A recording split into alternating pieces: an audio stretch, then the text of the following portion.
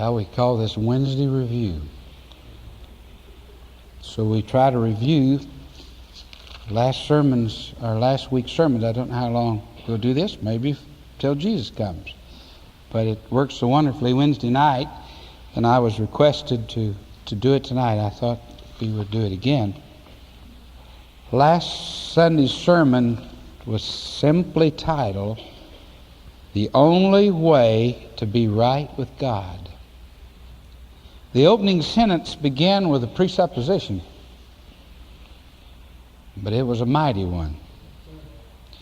The supreme problem in life is, how does a person get into right relationship with God? I think if you examine that, you'll say that indeed is the supreme problem. If indeed, on another presupposition, if man is alienated, and he is, then how does he get into right relationship? If you paid attention to the study of the Mosaic economy, you can understand that it was designed to do more than one thing. But one thing that it was designed to do, and Paul's speaking about it in the Roman chapters here, in the letter to Rome, it was designed to bring man to the conclusion that indeed he was alienated from God. To bring a religious man. The pagan didn't really realize it, and yet he did. Because Seneca wrote that we're caught in our vices, and we enjoy them, yet we detest them, and we don't know how to get out. What we need is a hand to reach down and get us out.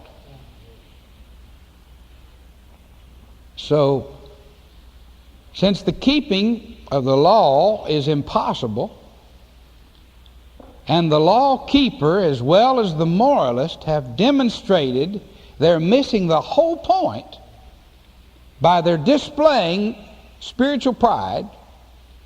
See, that's a summation, isn't it, on some of the verses, or all of them that he's gone before. Paul says that God has now, speaking of 2,000 years ago, 1900 plus, God has now fully revealed the way all men can have right relationship with God, by faith in Jesus Christ. Now, he said the law in and of itself did not intend to bring a right relationship.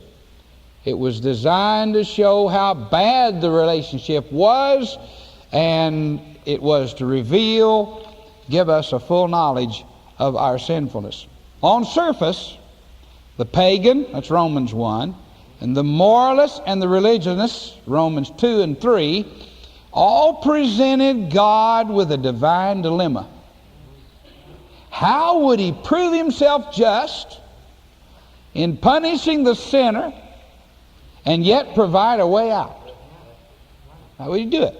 I said the pagan, the moralist, and the religious all presented God with a divine dilemma. That's just a matter of speaking. He wasn't in a dilemma. But we speak that way to illustrate how great our salvation, how great it is for God to reach down and deliver us. So, in order to illustrate God's dilemma, I chose the story, and I put here tonight a parent dilemma, the story of the woman caught in adultery. And I illustrated the dilemma God was in. Now, you say, well, he was in a dilemma because he needs to prove that he's just. At the same time, we need his mercy. And the woman was caught in adultery, and they came to stone her because the law said that a sinner should die.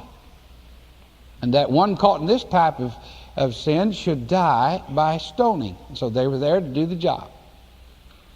And Jesus was there. It's something, why didn't they just go ahead and stone her? Why did they feel compelled to ask him anything? Why do you feel compelled to ask him? Why didn't they just go about their duty? But they were under conviction in his presence. They had to ask him a question. Why didn't you just go about their duty? They said he was Beelzebub, and they said he was this and that and the other. But now they're here, and this woman is caught in adultery, and they're about ready to bring judgment, to execute judgment, and they feel compelled to ask him a question. They feel compelled to ask him for his sanction. They said, she's been caught in the very act itself. The law says we should stone her. What sayest thou? Oh, it just tickles me. That really amazes me. What sayest thou? Well, they weren't looking for his response, because he wasn't going to deal with justice or mercy. He was going to deal with them. Now he's going to deal with it, and I didn't think of this suddenly, but I'm thinking of it now. It's getting better. He's going to deal with them. There's one thing something else he was going to prove before he proved justice and before he granted mercy. He was going to prove that neither you nor I had any right to judge. Pagan, moralist, or religionist. And they were very religious. So he writes something in the sand. We're not sure what it was. We'll find out in a few days. Because it can't be longer than a few days. And then he said, the one that is without sin in this group, let him cast the first stone. Well, they weren't expecting that at all. They were logical men. They saw his point right away. What sayest thou?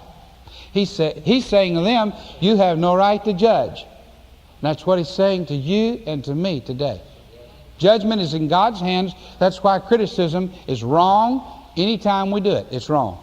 First place, if we're saved, we're only sinners saved by grace. And since all have come short and all are coming short, then you and I have no right to judge anybody else. And always the man that judges puts himself in worse condition than the person who's guilty of sin, be it open or closed. It tells of a terrible heart, because who would be so presumptuous? Who would be so presumptuous? And he was pointing out their presumptuousness. The sin of presumptuousness. And so he says, you let him cast for... Well, the man who was without sin didn't even have a stone in his hand.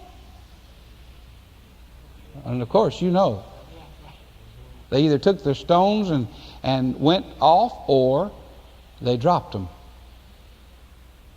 And they were gone. He was left with the woman. And now he